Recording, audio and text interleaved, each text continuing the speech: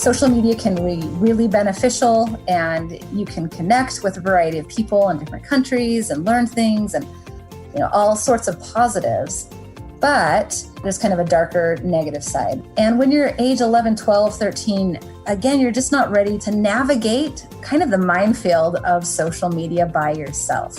This is the Parenting in Perspective podcast. It's a Happy Families podcast, and my name is Dr. Justin Coulson. I'm a dad to 6 daughters, a husband of 1 wife, something like 22, 23 years of marriage now. I should get that right, otherwise I'll get in trouble if Kylie listens. And the author of 6 books about raising happy families. My guest on this Parenting in Perspective podcast today has done some fascinating research around children's and adolescents' media use, or as a layperson might term it, kids and their screens. Professor Sarah Coyne works in the School of Family Life at Brigham Young University in Utah and has over 100 scholarly publications of her academic and research work. She's particularly interested in traditional and social media, as well as aggression, gender, and children's development. As a speaker, Professor Coyne runs workshops for families and teenagers about using media in positive ways, and she's produced a video series about social media literacy.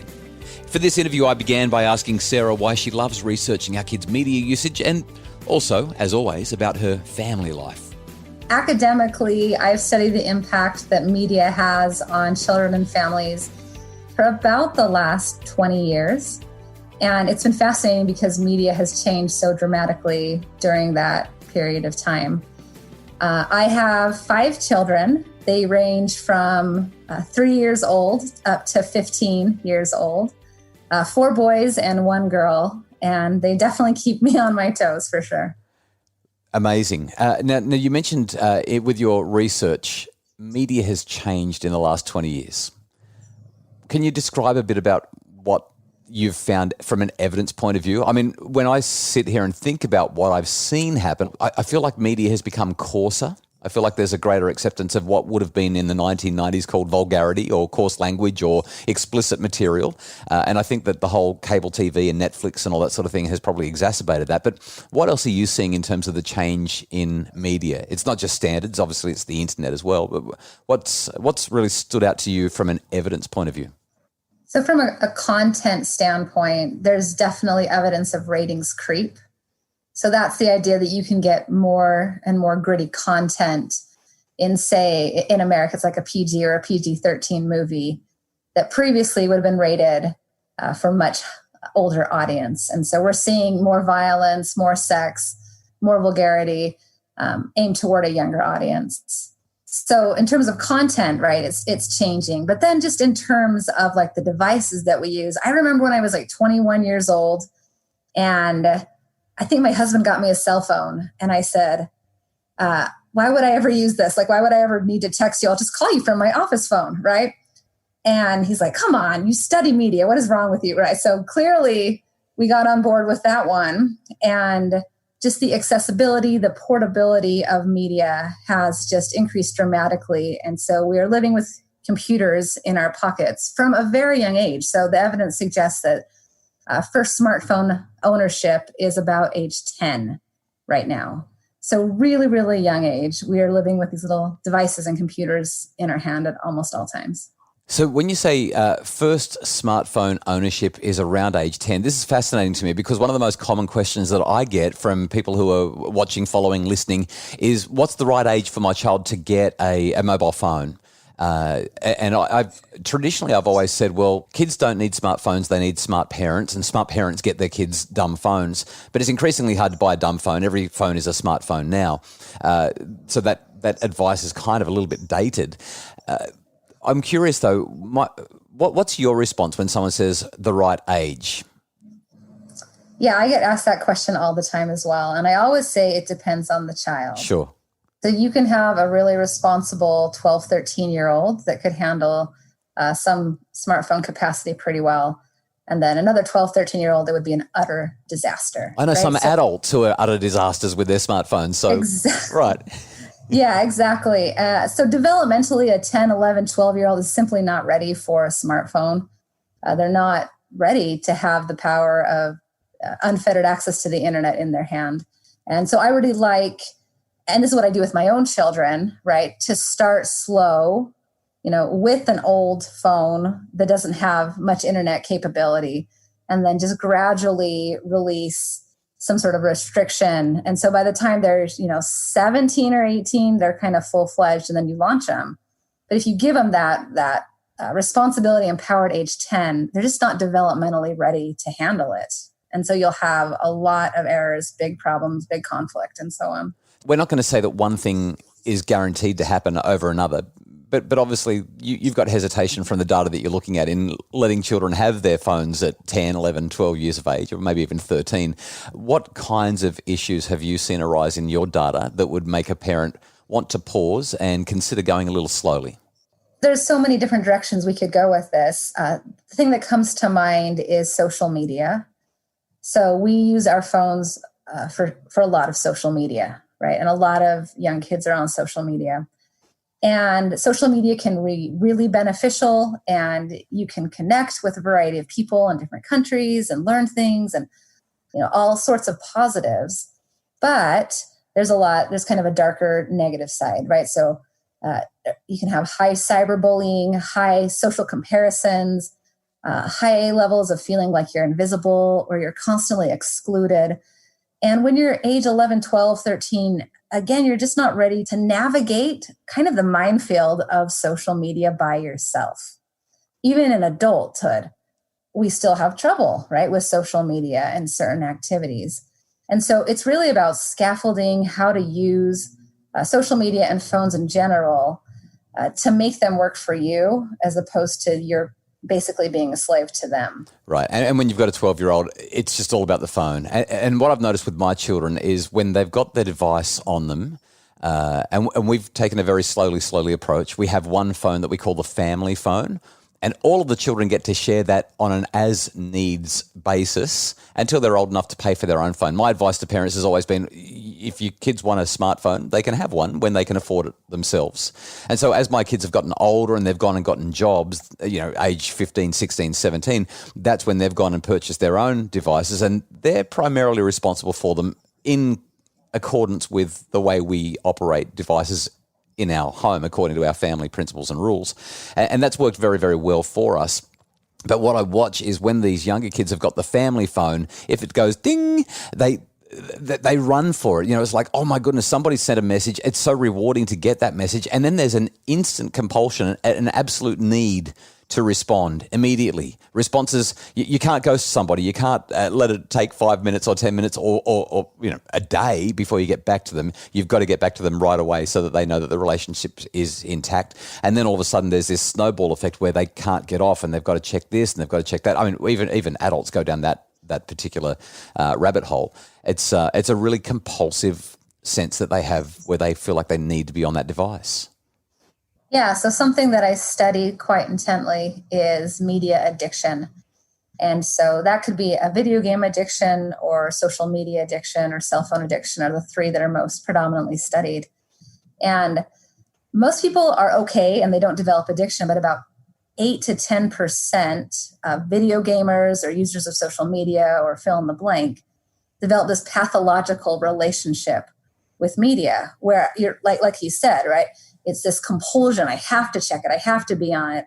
I'm sitting here. I'm thinking about the next time I can play my game, or I can get on Twitter or whatever. And something that our lab is doing right now, and I wish I had the answer for you, but we're trying to find out the root of a media addiction. Historically, research has just examined it once it's already present. And so we're starting from a very young age, actually like birth, right? And following kids over time to try to figure out what is our relationship early on in the, in middle childhood and early childhood and that early adolescence that then shapes your relationship with media over time. So that sounds like it'd be like a 15, 18-year study that you're in process of collecting data. What kinds of things would you have to be looking at to work that out? Are you looking at the way parents are engaging with their children, how much media is available in the home, their environment? What kinds of things sort of the variables of interest? So many different things that we're looking at in this study. We're on wave 4 right now. And something that I'm really excited about looking at is we call it media emotion regulation. And you've seen it before, and you've probably done it before to some capacity, right? You've got a kid, they're at the grocery store, they're flipping out, they're tantruming, and you're like, oh my gosh, just stop. Here's a phone, right? Or you're at a restaurant or anywhere. And our hypothesis is that when parents are regularly regulating their children's emotions for them with the device, kids struggle to learn how to cope with strong feelings in the real world without the help of media. So they're really relying on media as a coping mechanism, which then could lead to perhaps addiction later on. So that's something that we're exploring right now. Again, I don't have any results for you because we're only on wave 4, but anecdotally and theoretically, you'd expect that to be related. Wow. So if a child is not able to regulate for themselves, they're relying on that external contingency of having the device in their hand to soothe them and take their mind away from the big emotions that are welling up inside them. It seems like that leads them to rely on tech as a coping mechanism or perhaps as an escape. So once they're in their adolescent years, they just gravitate to it. It's where they get their peace. It's where they get their soothing. It's where they feel calm and back in control. They feel a sense of relatedness to whoever they're gaming with or connecting with, and that solves their problem in the short term. Yeah, and in fact, those types of items are on media addiction measures in adolescence and adulthood. And so we're trying to see if there's kind of a childhood root to some of those. Wow. Sarah, I'm really curious. I mean, we could write a dozen or more books about all the research that you've done in so many areas, but this whole media addiction thing is fascinating to me. I'd like to explore your insights in a range of those areas if we can now. So a two-part question for you. What have you found when it comes to a couple of things? First, what are the associations between children's media use and their well-being? So the quality of their relationships, their physical health, how they're sleeping, academic outcomes, choices around what's safe and healthy and what's not. So just general associations with media use. I mean, most of us are fairly familiar that it's not a great news story, but I'm sure that there's some interesting things that you found that would really be informative for parents. And the second part of this is you've done some research with Laura Walker, one of your colleagues at Brigham Young University, and you specifically looked at the influence of parents in relation to the way children are using media. So I'd love to know what you've found that can be helpful for parents to do and know when it comes to, managing these challenges around tech. Okay, good questions. Brief answer. So you're in your part 1, it absolutely depends on the way you use it. And so we often think screens are bad for kids. And that's a predominant message that I'm hearing right now, right? So screens are responsible for the mental health crisis, at least in America. Screens are responsible for the increase in suicide that's happening. Screens are bad. And much of that comes from the work of Jean Twenge at San Diego, right? She's written that book about iGen, and she's said in 2012 we reached this tipping point where more kids had screens than not, and screen usage went up, and they stopped being outside, and they stopped doing all those things. And I mean, it's pretty compelling research, but that's the narrative. Screens bad. Exactly, yeah. So I'll share the results of one recent study. So we looked at time spent on social media and depression and anxiety over a 6-year period of time across adolescence and emerging adulthood. And we wanted to find out, if I'm increasing in my use of social media time, does my depression and anxiety get worse? And maybe if I'm decreasing in my time spent with social media, maybe my depression and anxiety will get better, because research hasn't looked at it with that longer view. So when we did that, we found that there was absolutely no effect of screen time on mental health over a long period of time. Can I just chime in and ask, I feel like there's two things that you're talking about here. You've mentioned that you're looking at social media, but then you've just mentioned there's no effect of screen time. And social media is part of screen time, but screen time is much bigger than social media. So can I just get some clarity in that specific finding? Are you finding that the social media is not showing any relationship with those depressive or anxiety symptoms, or are you saying that overall it's screen time, but maybe social media does? Good clarification question. Yeah, so that study was specifically on social media. Right. And it makes sense when you think about it, because there's all sorts of things you can do on social media. So let's say you and me spend an hour on social media, right? So the time is identical, but what we're doing can be vastly different. There's some really cool research on the distinction between passive and active use. So let's say that you're using your phone in a passive way, right? You get on Instagram or Twitter and you're just scrolling and scrolling and scrolling. According to research, you're going to be a little more depressed and anxious after that. Let's say I spend my time and I'm using it in active ways. So I'm posting myself, I'm commenting on other people's posts, I'm liking, I'm using it in an active way. According to research, my depressive symptoms actually go down. So like, as you see, it's not the time that necessarily matters in terms of this conversation, right? It's what you're doing on it. So I think that we're just having the wrong conversations in society right now. So instead of just saying, screens are bad, decrease screen time and things will get better, they actually won't. We have to empower and educate our youth on how to use their screens in healthier ways. Like one way that I just mentioned. Yeah. So there's an opportunity cost that comes with using a screen, right? So if you're on a screen, you're not outside being active and being healthy and hanging out with friends and that kind of thing. But then again, you can be on a screen. I talk about the 3 C's, right? So you've got consumption, connection, and creation. So if we're using it purely for consumption, we're going to see a decrease in well-being because we're just sitting there passively, like sitting on the couch eating ice cream and watching a sad movie or something like that. Whereas if we're connecting with people, we're going to feel great, usually, so long as it's a positive, socially constructive kind of connection. And the same with creation. If we're using our devices to create, that's usually going to leave us feeling better. We get into flow, we're developing, we're doing good things. To me, the question's always been what kind rather than how much when it comes to screen time. Much more valuable conversation. Andrew Shabolsky at Oxford talks about you don't sit down with the kids and say, all right, kids, how much food time have you had today? We don't ask them that. We ask what kind of food have you eaten today? And that's probably more aligned with the conversation. This is such a minefield, right? There's a big debate right now. Does it or does it not cause depression and mental health disorder?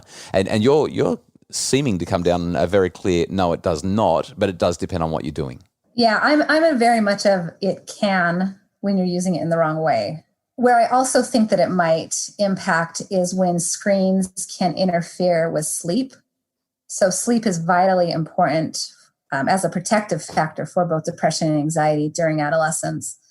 And so in terms of sheer time, that's the one area that I feel like maybe there's something going on here, right? So when it displaces time spent sleeping, and we know that many adolescents sleep with their phone in their room, right next to their bed, under their pillow so they can hear it buzz, right? So it really does interfere with sleep. So that is something really to consider in terms of just the overall screen time debate there. Yeah. So what do parents do? And I want to talk about younger kids in a minute, but let's just talk about the adolescents that we're discussing here in your research. What did your work with Laura Walker lead to a decision about? Like, what can parents do to mitigate or reduce the negative impacts that screens and social media might have if they're using it too much for consumption and not enough for connection and creation? So there's 3 broad areas of what we call parental mediation of media. The first is called restrictive mediation, and that is the rules and regulations that parents set around media. And it's kind of hard, right? Your kids don't want any rules around media. They want to just have free reign. But what we know is that giving some sort of a structure, helping your kids understand how to use these in effective ways is really important, especially early on. And ideally, restrictive mediation is high in the younger years and then decreases over time. And then the second area is called active mediation. And those are the conversations that you have with your child around media. And it helps, the purpose is to help them become a critical consumer of what they're seeing on television or in their video game or in the interactions around social media. So basically you're kind of pre-arming them, giving them tools that they need when they encounter, say, somebody who's being bullied on social media, or they see a really violent scene in a movie, right? And so how can I think about this? How does this impact the way I think about the world? And so on. And then the third one is called co-viewing or co-playing. And this is particularly important really early on in life, during kind of toddler preschool age, but can be effective later on too. So that's basically when parents sit down and use media together with their child. And basically that just increases the effect, for positive or negative, that media will have. So let's say that you're sitting there watching a really highly pro-social film with your child, right? They tend to be more pro-social after that. If you're watching a really violent film with your child and not talking about it at all, it's kind of implicit approval that violence is okay, right? So that last one, you kind of have to pair it with that active mediation, that talking about the film, to get it to have a real positive impact. So let's make this real life. What would a script look like? Say you're sitting down and watching something with your 9-year-old, and there's some content that comes up that's a little edgy for a 9-year-old. There's some things that you're concerned about. Maybe it's violent. Maybe there's a little bit of intimacy that's beyond what a 9-year-old would be comfortable with, or you're comfortable having your 9-year-old view. Maybe there's just some coarse language, and you've got some rules around how language is to be used in the home. What kind of a conversation do you have? Do you press pause on Netflix or on the DVD and have the conversation there and then? Do you wait until the end of the movie? Do you talk about it the next day, let them sort of sit on it and feel the discomfort? And what sort of a conversation do you have? What's really cool is that research shows that active mediation is effective in the moment before the film starts or after the film ends. And so I would just judge the moment itself, right? Maybe your kid does need to sit on it for a little while and percolate on it. Maybe you need to say something right then and there. So I would say it absolutely depends. And then what that might look like in the moment. So I'll give you an example with my 9-year-old. I actually have a 9-year-old right now. Great. We just watched, the last movie we watched together was Remember the Titans, which is a fantastic movie about race relations and football. Sing it with me, Sarah. Everywhere we go. People want to know. Yeah, that's right. Very good. Awesome. Love that movie. Great movie. It is a great movie. And so I'm in America right now, and we're having huge protests over police violence aimed at Black individuals, right? And so there's a lot of big information that's happening that's kind of hard for my younger kids to digest. And so we thought, you know what? One way to have these conversations is through media. So instead of showing him like CNN or something, right, that's kind of beyond his level, like, all right, we're going to watch Remember the Titans together. And it's PG, right? So it's made for a younger audience, but there's some still gritty content and some things he was like, oh, why are they hitting each other? Or, oh, why are they saying those mean things to each other? And what it allowed us to do then is to have a really nice conversation. And we did it a little bit throughout, but mostly afterwards. And then we followed up kind of over that course of the week about how we treat people who maybe look different than us, or who think different than us, or who have a different religion than us, or so on. And it was able to spark some really nice conversations. And, it's been a week or two, and he just asked a question today. Hey, remember that scene in Remember the Titans? And he wanted to keep going, which I thought was fantastic. So media has that power if we let it. And I think what that story also does is it highlights that if we can be accessible, available, open to our children, they can actually come to us and have these conversations. But we've got to open the door and say, hey, let's do this. It sounds like he's responded so well to that. Absolutely. And we certainly do not watch all media together. That's not realistic, right? I have 5 kids, different ages and so on. But there's a little bit of an intentionality that goes into this to say, hey, we are going to watch together as a family. What are we going to watch? Sometimes it's just for entertainment, but sometimes there's a deeper purpose. And I love that power of media for good when we allow it to happen. Sarah, one of the main reasons that I wanted to interview you was a study that you did a few years ago. It caught my eye, and in fact, that's how I discovered who you were as a researcher and began to follow your research a little more carefully. You looked at this superhero study, and it was with young children. I think from memory it was 4, 5, 6-year-olds or thereabouts, which I would have thought was probably a little on the young end to be watching some of those superhero Marvel movies that are sometimes a little violent. But obviously a lot of parents are really comfortable with that. And so you've studied how children respond to their interaction with those superhero characters in those movies. Can you tell us a bit about that research and what you found? Sure. Yeah, that was such a fun study to do.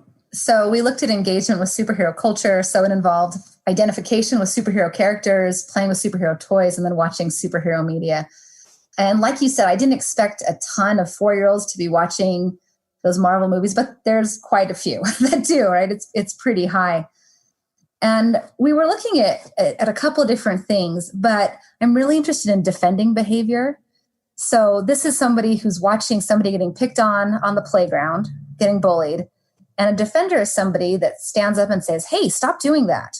Like, that's not very nice. Or I'm going to get a teacher and I'm going to protect this victim, basically. Because that's what superheroes do, right? They step in and they protect. Yeah. Exactly. They're wonderful defenders. And so I thought, I wonder if young kids pick up on those defending themes. And then you see a link to their behavior, say, on the playground. And what we found is the exact opposite. So they're not better defenders. They're actually more aggressive over time, both more physically, relationally, and verbally aggressive. And so at a young age, it seems like they're not picking up on the defending things because the violence is just so right in your face, right? It's exciting. It's vivid. The superheroes are cool and they're punching a guy. So it's hard for them to really disconnect the pretty high levels of violence from the overall defending themes. What I'm hearing is that if my children are watching these movies and I want them to take the pro-social behaviors from the superheroes and learn the moral of the story is that the good person wins and the good person looks after those that need help, my kids may not actually get that from the movie. What they might get is might is right, and I can push people around and bully people because the superhero is strong and I want to be like the superhero because that's where the status is, and that's cool. Yeah, that's correct. We even checked whether if you're talking to your kid a lot about media at that young age, if that moderates the effect, and it doesn't. So, at age 4 or 5, the violence is just so strong. It's really hard to mitigate that. So superhero films are really fun and they're a huge part of culture. I'm not downing superhero films at all, right? But they're not made for 4-year-olds. They're just not developmentally ready to process those kind of messages. So what do you say to parents who are like, well, they hassle me and their big brother or their big sister's watching it and everyone's talking about it and everyone wants to be Batman or everyone wants to be Deadpool. These characters have got so much credibility even in the grade 1 playground or classroom. How do parents navigate that? Do they just, I know what I would encourage parents to say, but I'd love to hear it from you because you're doing the research. What have you seen is effective in dealing with our 4, 5, 6, 7-year-olds, even our 10-year-olds that want to watch content that's probably a little bit negative in terms of the influence on their behavior? So it's impossible to get completely away from superhero culture, right? Like it's all over the place from a very, very young age. My own young kids like superheroes and they know who they are and they dress up as superheroes, right? And so my recommendation is moderation. So absolute moderation. Make sure your kids have lots of different interests, and one of those can be superheroes. And they might have a Batman costume, but they also have a Minion costume or a Rapunzel costume or all sorts of different, options here. And then again, avoid those more gritty superhero programs that are aimed toward teenagers or adults until they're at that age.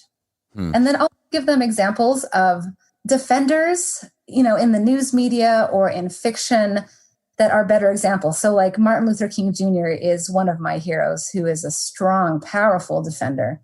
And so that's somebody I want my kid to aspire to be like. And so we read stories about him and we listen to his speeches. And I'm hoping that those kind of things stick a little bit more than say Superman or Batman. I've got another quick question for you on this. I vaguely recall that you did a study that looked at the impact of, pink toys and blue toys, gender stereotyping, toys that are explicitly and specifically marketed to girls and boys. We did a study on princesses. That one we found for girls, the more they were into princess culture, the more gender stereotyped they were a year later. So in effect, they were more girly, right, a year later, which can be really limiting in a number of ways. So girls who hold up strongly to female stereotypes limit themselves. So they don't believe they can do well in math and science.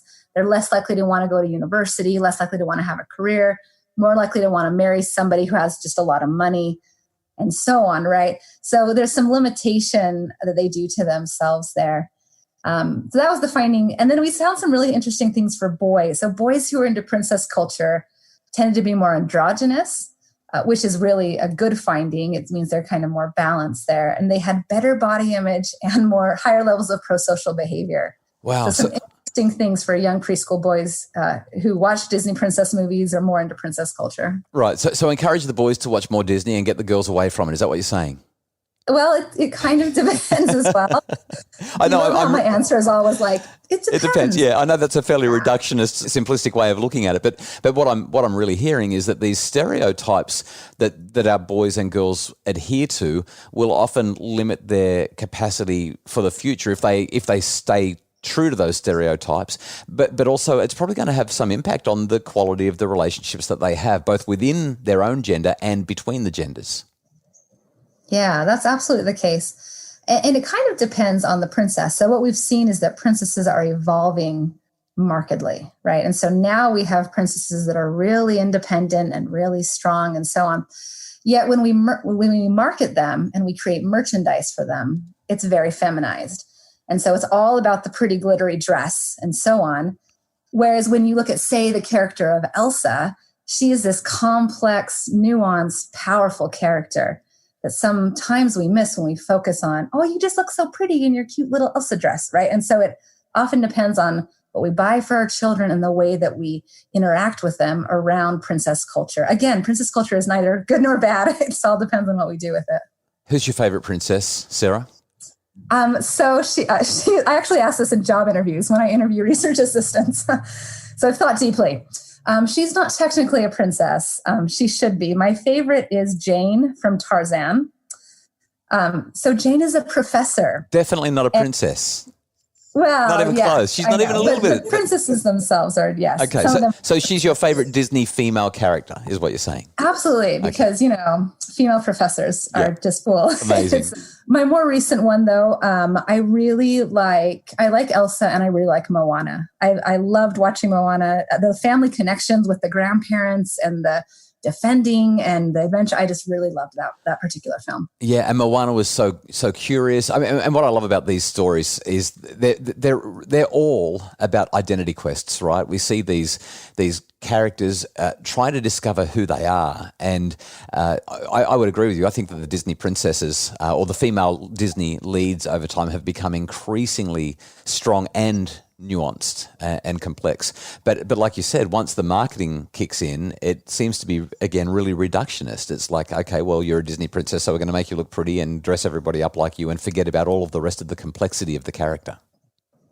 Absolutely. So Mulan is another one of my favorites. I just love the story of Mulan. But when you see Mulan as a doll or on a lunchbox or fruit snacks, right, she's always the pretty Mulan in the kimono.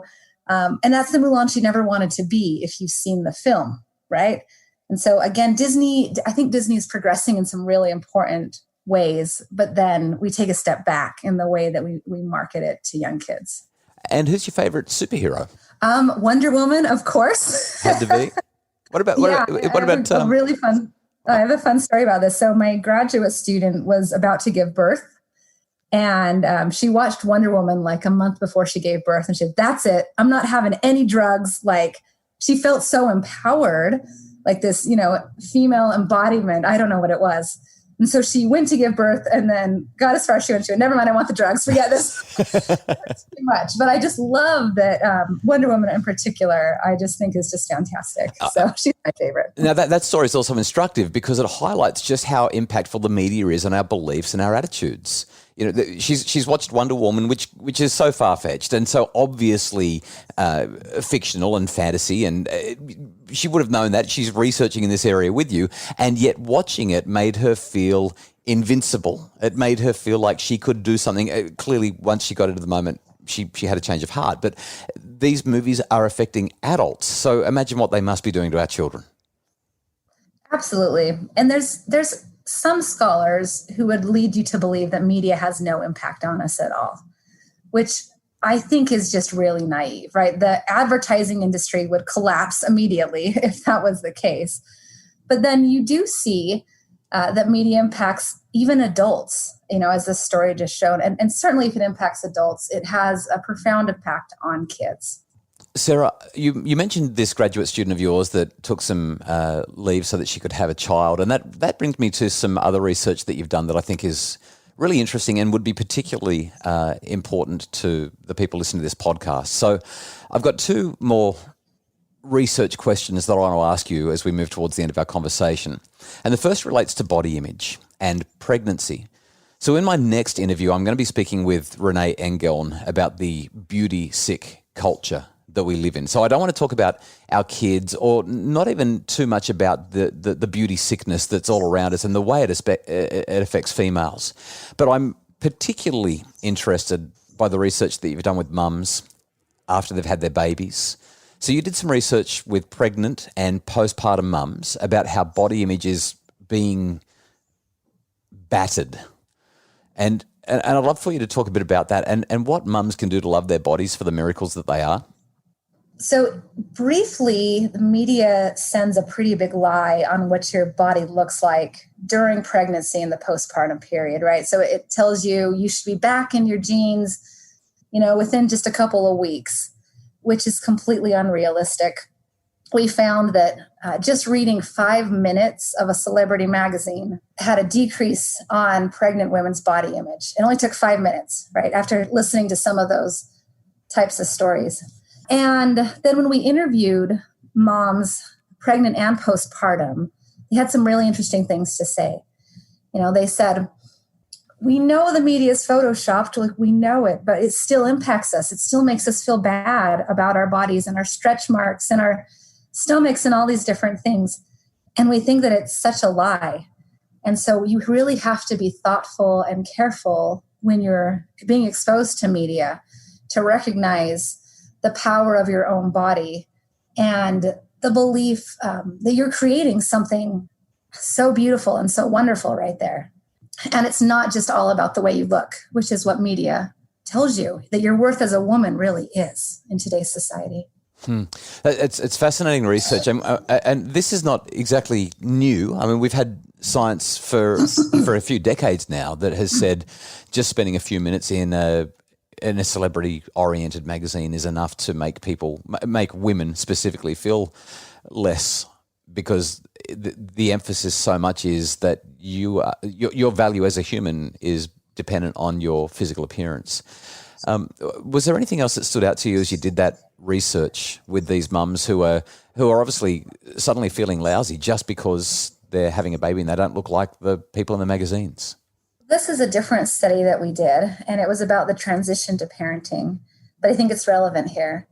So when we asked new moms how much they compare themselves to other people on social media, we found that if you're saying, hey, I'm doing this frequently, I'm comparing myself to other moms especially, they tended to feel more depressed, lower parental efficacy, which means that you don't feel like you're a very good mom, lower parental competence, like, hey, I can't do this, and a worse co-parenting relationship with your partner, which is like, we don't really do all that well together.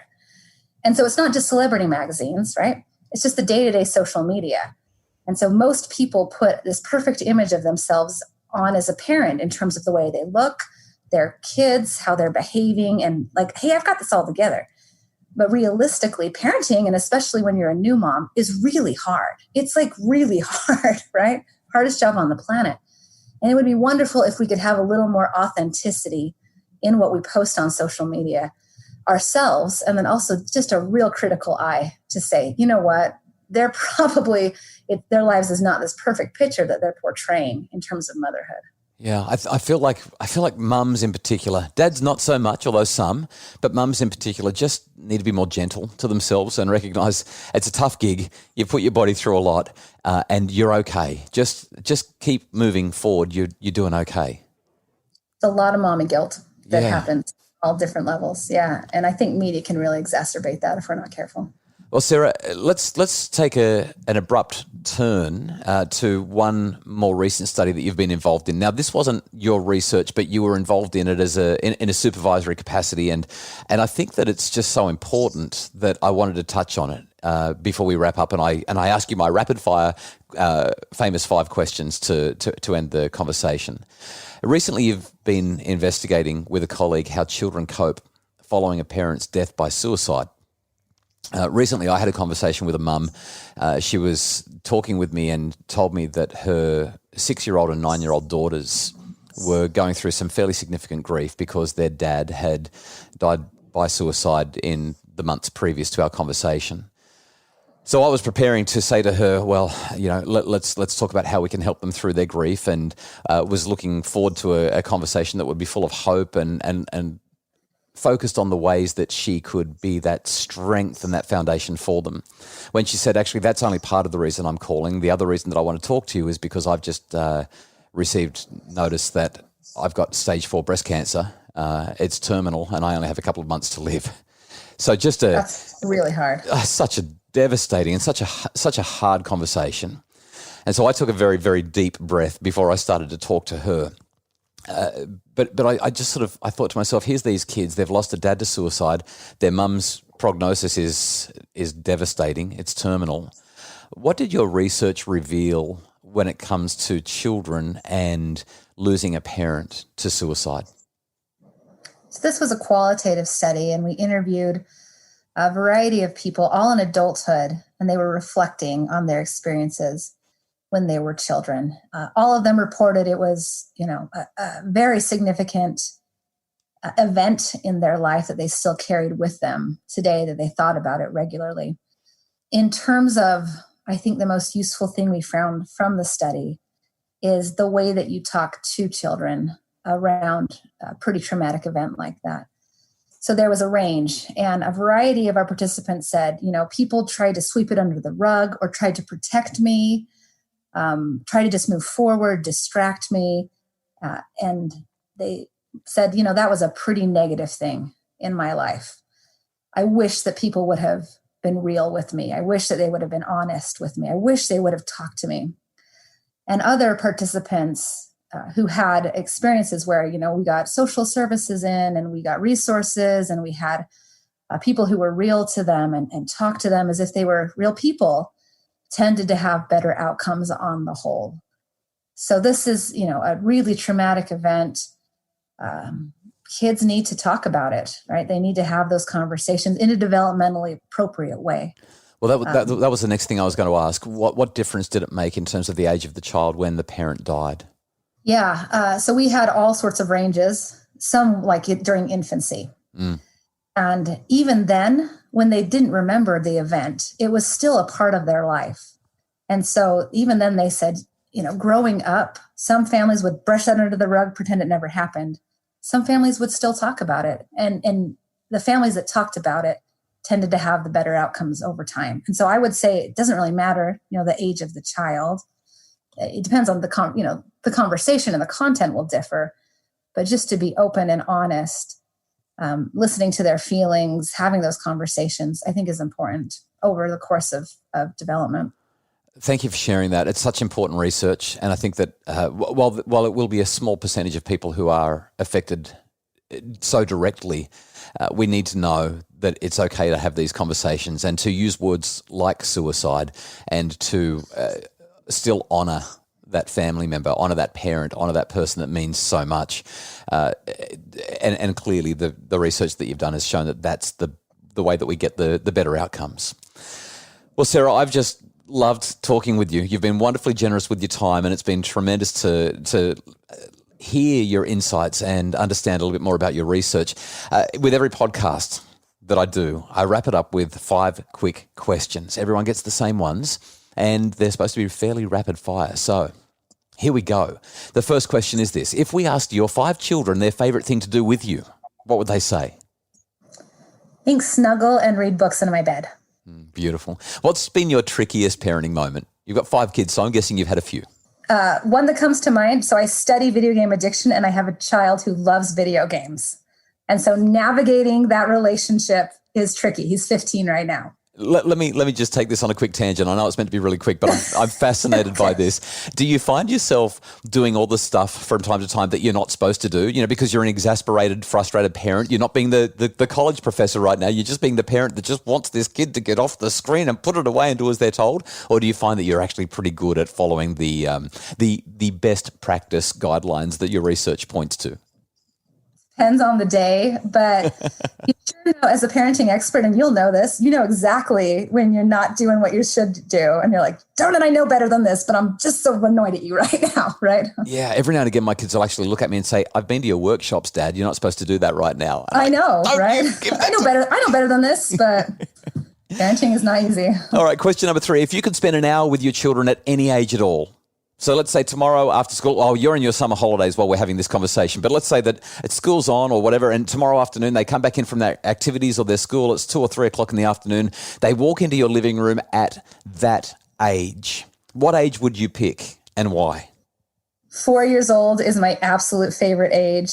They're potty trained, which is great. They're a little independent, but they're just so sweet and loving and creative. And I just love that age. Yeah, beautiful. So no matter how good life has been for you, Sarah, and no matter how glad you are to be in the moment with your children, in terms of when you look at the future, what's in front of them, the milestones that they're yet to achieve, or the experiences that you're going to have as a mum watching them grow and develop, what would be a milestone, or something in their future that you are just so excited to see, so excited to watch and be a part of? That is a great question. You know, this is an odd answer, but I'm excited for them to go through something really hard, like something really difficult for them, and then watch them navigate that and then see significant growth afterwards. You know, you never want your kids to get hurt or to be sad or whatever. And so I don't hope for that to happen.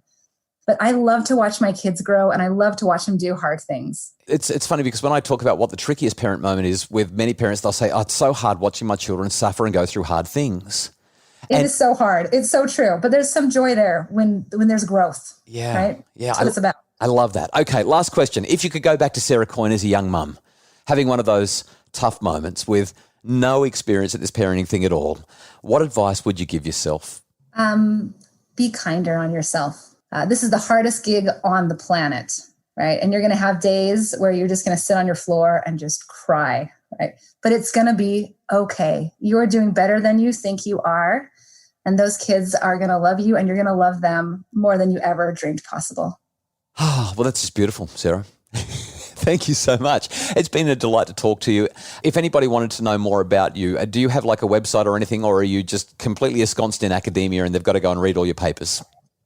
You know, my grad student just said, you need a website. So she just made one for me. It's sarahmcoyne, COYNE.com.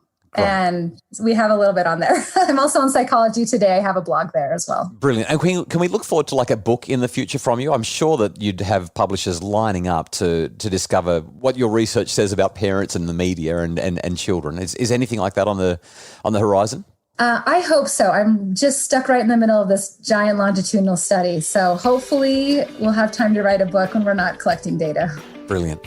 Well, Sarah, I've enjoyed this conversation so very much. I can't thank you enough for your time. Thank you very much. It was great to speak with you. Well, what a great conversation. I hope you've gotten some insight into Professor Sarah Coyne, as well as the way our children are using media as a result of this Parenting in Perspective podcast. I don't know about you, but I found it fascinating, that whole concept of active versus passive social media usage and how we can use that to teach our children great habits when they're using their devices. Join me, Dr. Justin Coulson, next time as I talk with Professor Renee Engeln about how girls see beauty, their appearance, their body image. It is a really, really important topic if you're bringing up a young lady. The research around puberty is so clear that it tends to make boys like their bodies more, right? It brings boys' bodies more in line with the ideal. But with girls, because puberty tends to increase the amount of body fat you have, it actually is moving them farther from the body ideal for women. And there's something really sort of twisted and wrong about that. That's one of the most fascinating conversations I might ever have had with Professor Renee Engeln. She's the author of Beauty Sick and is my next guest on the Parenting in Perspective podcast. And just before we go, a very big thank you to everybody who has left 5-star reviews at the Apple Podcasts page around this podcast. It means so very much to me. This one from Martine Johnson, who said, a must listen for any parent. Martine said, I stumbled across this podcast when Dr. Justin Coulson was interviewed on another podcast, and honestly, It's changed the type of mother I am. I was always in a constant power struggle with my toddler, and I had no idea how to navigate through the relentless conflict. Thank you for the practical, life-changing advice. It's only been 2 weeks, but I have binge listened to every podcast episode now, and I'm so grateful for what I've learned already. When you know better, you can do better. I'm pretty sure my daughter has you to thank for a much happier and calmer childhood. What a beautiful review. Thank you so very much, Martine. It means a great deal. And it's those reviews, please keep them coming, because they help other people to find the podcast. Apple will prioritize podcasts that get lots of reviews and lots of 5-star ratings. And that way we can help other families to flourish and have the same experiences that you're having. So thank you so much for doing that. Please tell your friends about the podcast. Please leave a review. We want to get the word out. If you'd like more information on how I can help your family to do better, particularly if you would like to have some ongoing monthly support via our amazing Happy Families memberships. All the info is at happyfamilies.com.au. We're finding that more and more people are joining up. The family's getting bigger and hopefully happier every day. Or you can visit my Facebook page, Dr. Justin Coulson's Happy Families. As always, a great big thank you to Justin Rulon for his work in producing the podcast and making it sound just great. And thank you for listening to Parenting in Perspective, a Happy Families podcast.